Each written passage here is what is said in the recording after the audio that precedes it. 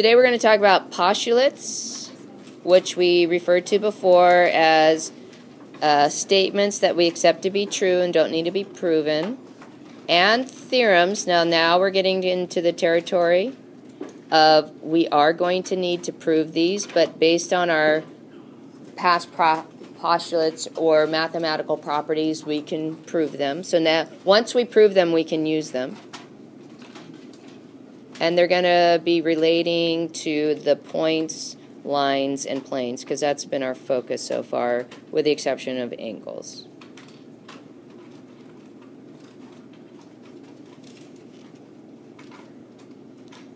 And this comes out of lesson 1-5. So just something to remember, I had that one lesson I wasn't able to get up and attach to your homework as a video. I just have not had the time to remake it, so I'll get it. But there was 2 key words that got dropped off of that lesson we ran out of time for. And one of them is just an essentially important, is that idea of bisecting. And I think some of you struggled on homework because you didn't do what I asked, which is to make sure that you understand those 2 definitions. Because you got to know what it means to have bisecting. Bisecting a segment, you create 2 equal segments, therefore they are congruent. Bisecting an angle, you create 2 angles that have the same measure, and therefore they are congruent. There was a lot of problems that was on the homework that you guys were asking me that had to do with the notion of bisecting, and I think part of it was you didn't read directions where it told you that, because in the diagram you can't always tell. And part of it was that you hadn't actually gone back and looked at that word so that you understood what it meant. By the way, you have a great glossary in the back of your book, and it does define the words as well, and you can use that for your definition cards. Now, I do want to go back and add one vocab word that we didn't write down yesterday. And a note to self, probably we'll try to avoid doing constructions on a planning day if possible, unless it's only one, because it is hard to get through them, especially the first time when we only have a limited time in that class. So let's go back and write down what exactly is a construction. So it's an accurate way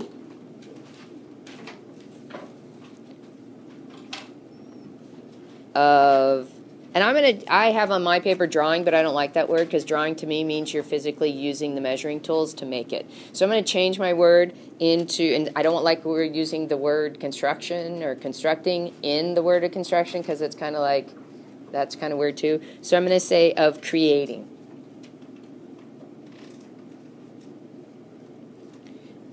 A figure using only a compass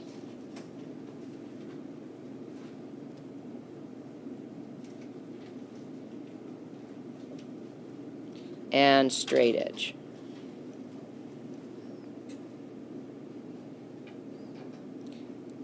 Now, does everybody make sure that you understand what a straight edge? It's a ruler, but you can't use the markings. So it's just literally something that allows you to draw a line that's straight. Because if your constructions are wobbly, then your constructions are going to be off, okay? So technically, every straight edge you come across has numbers on it. So I understand that, but you have to resist the temptation to use the numbers, because then you're not constructing, you are drawing, okay? Allie? So on the protractor, does it matter like how many inches there are across the? Usually when we're doing ruler stuff or doing angle stuff, we don't care about how long a side is. I'm just going to tell you, the longer the sides, the easier to measure using your protractor. And that's the one thing I did notice, is kids are making these teeny little lines, and they don't see where it crosses on the protractor to measure, and they're like, well, that looks pretty good. No, you got to extend it till it crosses the numbers on the protractor, and you can accurately read it. Georgie? When you use your ruler to draw, it says like make a segment that's like 2 inches long. Are you allowed to use that? When you hear the word draw, you're allowed to use the numbers. When you hear the word construct, you may not. Okay? All right. We got it now? Okay, good. All right, so that was the one word that we didn't get from yesterday. So now what we're going to do is introduce you to a bunch of postulates. In fact, I got 1, 2, 3, 4, 5. Again, postulates we accept to be true without proof. Okay? So I'm feeling black is boring, so I'm going to go with some color today.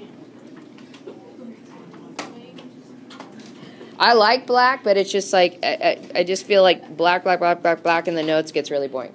So, postulate 5. We're up to postulate 5. Postulate 1, ruler postulate. Postulate 2, segment addition postulate. Postulate 3, protractor postulate. Postulate 4, angle addition postulate.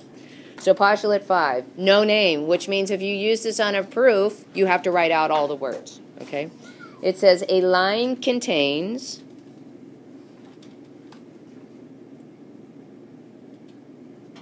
at least 2 words. Yeah, no. 2 points.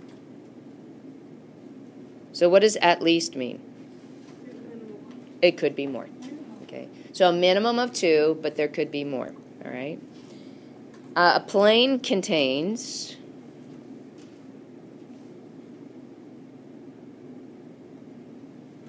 at least 3 points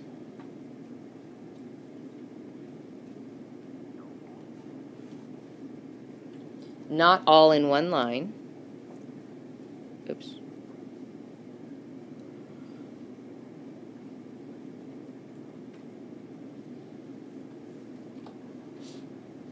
And space contains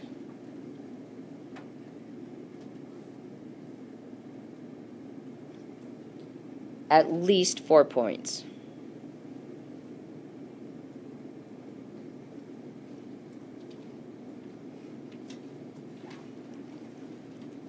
Okay, let me talk just briefly about this. Notice that there are 3 distinct ideas in this postulate. There's one about lines, there's one about planes, and there's one about space. If you were doing a proof that was about lines and you needed to use this one, you would only write the portion of the postulate that is relevant to what you're working on. So if you're working on lines, you're not going to talk about planes, you're not going to talk about space. You're just going to focus in on the piece. So it's okay when we're working on proofs to just focus in on the piece that's relevant to your proof, and you don't need to write the rest. Okay, so, and as we get to proofs, you will see that. So it's just telling you this is what we need minimally. I think it's kind of funny that they didn't say plane contains at least 3 non-collinear points. That would have saved a lot of words, but this is exactly what they write, so I'm giving that to you. All right, next one. This is postulate 6. Postulate 6 says, this is my favorite one, and we use this one a ton. Through any 2 points, hold on, don't be abbreviating some words here. Through any 2 points, there is, and here comes the key word, exactly 1 line. That word exactly is very important. It's 1 and only 1. There is not 2, not 1.5, 1. It. Bam. Okay? Very important idea in geometry. One of the things that you guys are going to get a little bit freaky about when you take your test next week, which I need to look, I can't remember what date it's going to be. It's probably not till Wednesday. Is that you get to deal with the notion of sometimes, always, never questions. And they hone in on words like always, exactly, at least, okay? True, false questions also hone in on those words. Exactly, at least, at most. Those kinds of words are where you're going to be able to say that's true or that's false, okay? Postulate 7. Through any 3 points,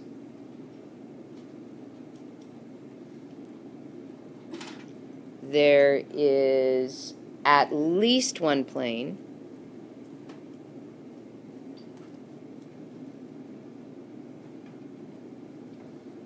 and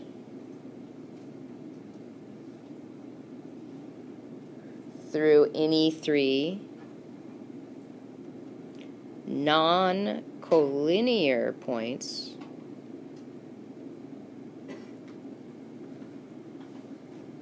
there is exactly 1 plane.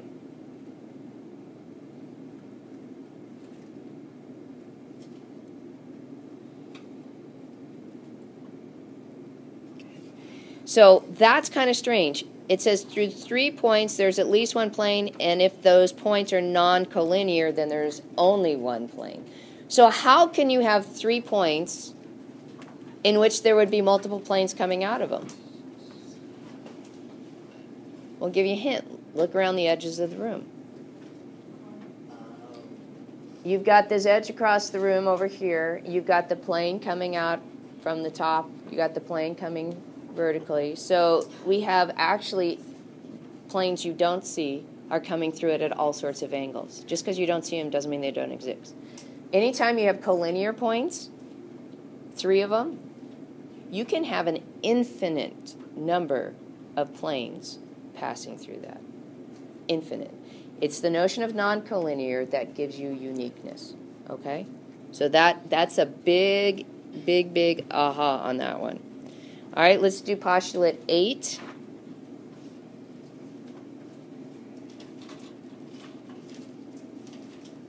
And postulate 8 says if 2 points are in a plane,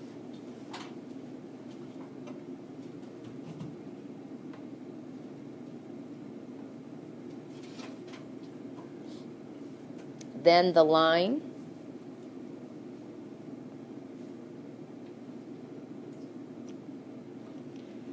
that contains the points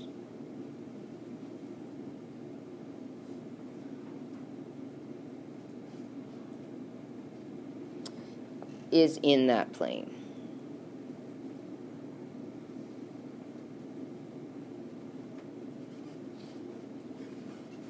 And I'll draw a little picture of that. But that kind of makes sense, doesn't it? So if you've got a plane and you've got 2 points on that plane, doesn't it make sense that if I drew a line through those points, that line would have to be on that plane, okay, if it's going to go through both of them. So again, this is why it's a postulate, because it just is like, duh, okay? That makes sense. I see that. All right, we've got one more postulate, and then we're going to talk about theorems. So we're on postulate 9.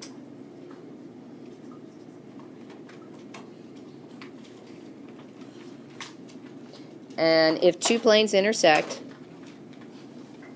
oh, you guys kind of found this out in your homework. If 2 planes intersect, what kind of intersection do they have? 2 planes. Sorry, say it again, I'm sorry.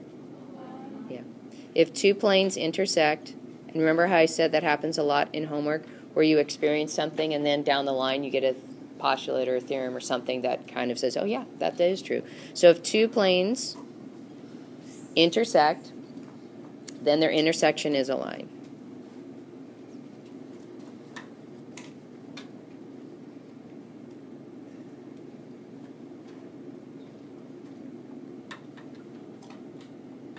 Okay, so I'm going to try my really cruddy drawing, see if I can get one here. I always have to kind of piecemeal it.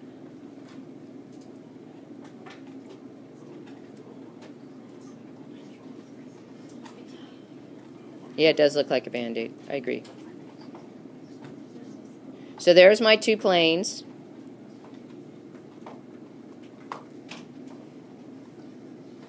That would be their intersection.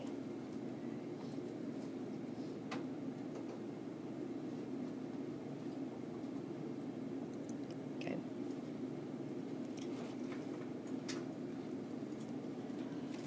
So now I got to give you a theorem, so I'm going to go back to black. Oh, I'm sorry. You know what I need to do? We need to go back and fix something for a moment. I have been forgetting to put our stars so that you know that these go in different categories. I got so excited there.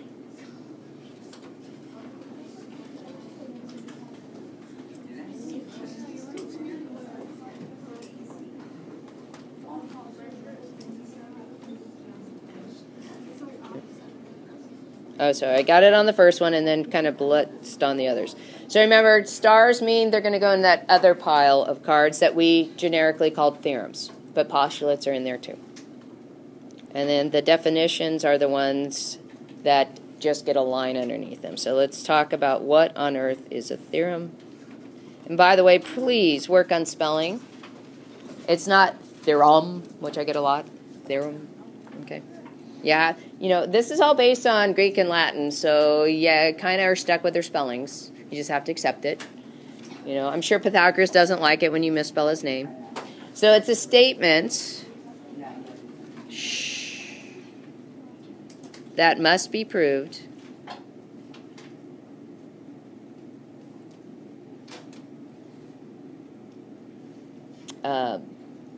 before it can be used.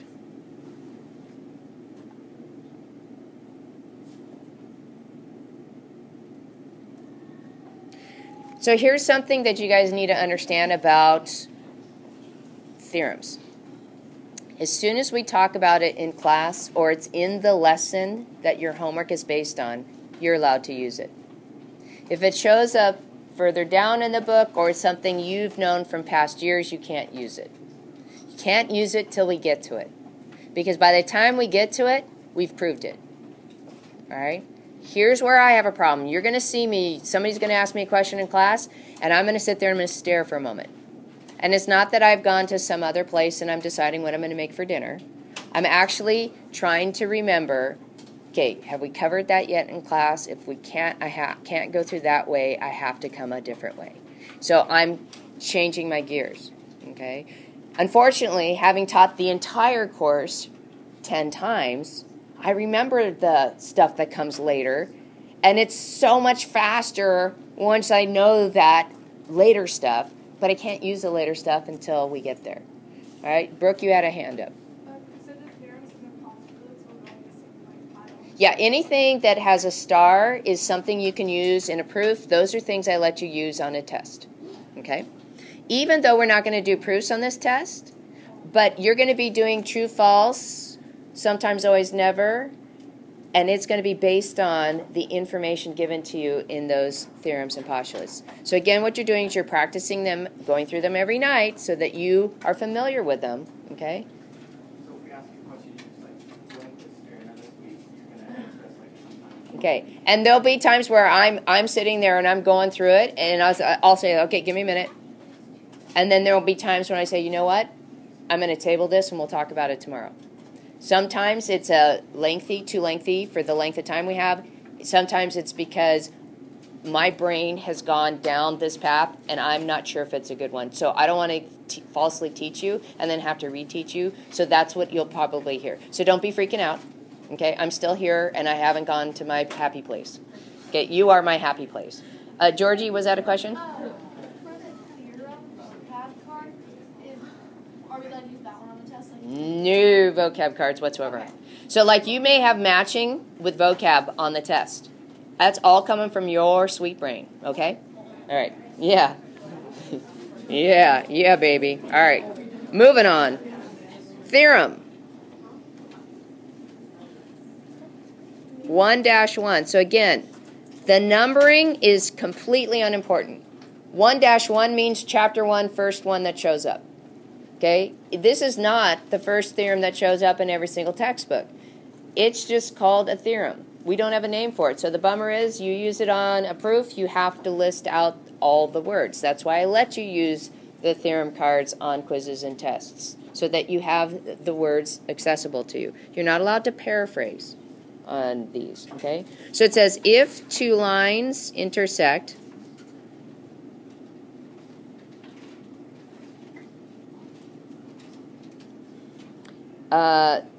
then they intersect, and you guys know this answer already too. Oops. Then they intersect how? Two lines? Yeah. And the key phrase they use in exactly 1 point. Remember in algebra, system of equations, this was the whole idea behind doing them, is to figure out that point that they had in common, is where those two lines would intersect. Okay? Theorem 1-2.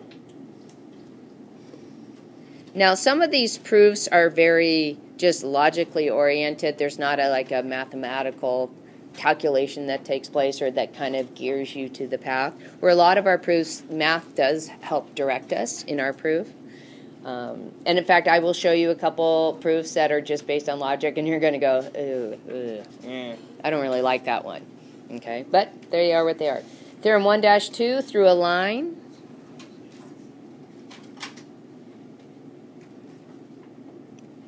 And a point not in the line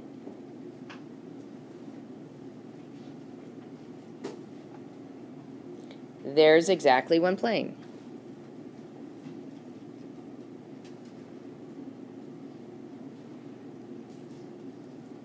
Okay, so this one I will talk about for just a moment.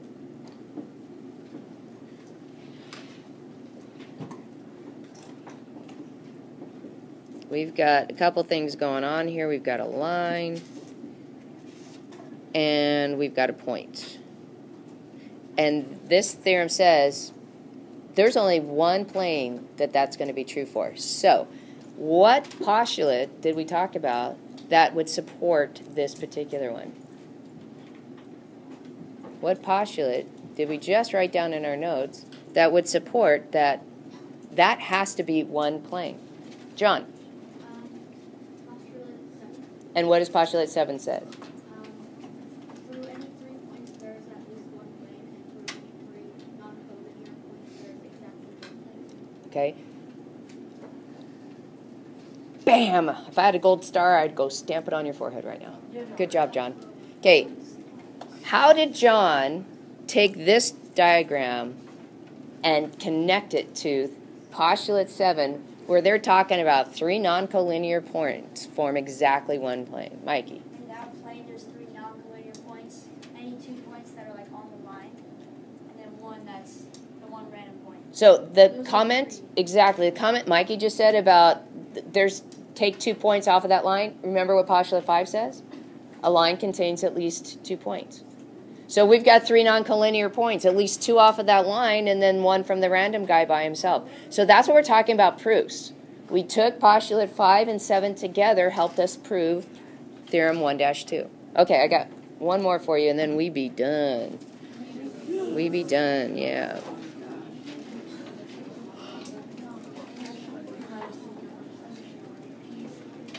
Theorem 1-3 says if 2 lines intersect,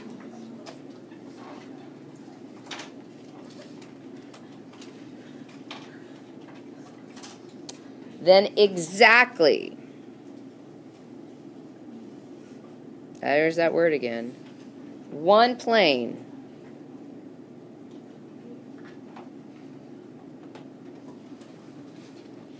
contains those lines. And this kind of goes on the same notion as the last one. Each line is made up of at least 2 points. They together have 1 point in common. So that creates 3 non-collinear points with the 2 objects, which allows us to conclude there's only one plane that could contain all of them. Okay?